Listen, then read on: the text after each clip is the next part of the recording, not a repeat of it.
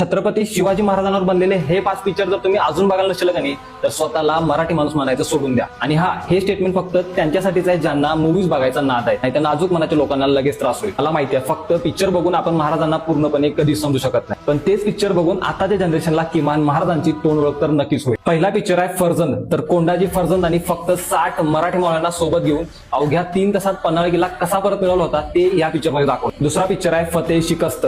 तर 1660 ला लाल महालात जाऊन महाराजांनी शाहिस्तेखानाची बोटं कशी छाटली ते या पिक्चर मध्ये दाखवले. तिसरा पिक्चर आहे पावनखिंड. आपल्या कोल्हापूरच्या मातीत बाजीप्रभू देशपांडेंनी त्यांच्या 300 मावळ्यासोबत महाराजांसाठी जे मोलाचं बलिदान दिलं ते तुम्हाला या पिक्चर मध्ये बघायला मिळेल. आणि या पिक्चरचा शेवटचा अर्धा तास तुम्ही फक्त रडणारच आहे. चौथा पिक्चर आहे सुभेदार. तर महाराजांनी स्वराज्य मिळवलं ते फक्त मावळ्यांच्या निस्वार्थ बलिदानामुळे, आणि त्याचंच प्रतीक म्हणजे तानाजी मालुसरे आणि त्यांनीच केलेल्या कोंढाणा मिळवण्यासाठीच्या बलिदानावर हा पिक्चर बनवलाय. आता या चारी पण पिक्चर मध्ये तुम्हाला महाराजांच्या भूमिकेत चिन्मय मांडलेकर दिसतील, कारण हे चारी पण पिक्चर एका मराठमोळ्या सिनेमॅटिक युनिव्हर्सचा पार्ट आहे ज्याचं नाव आहे शिवराज अष्टक.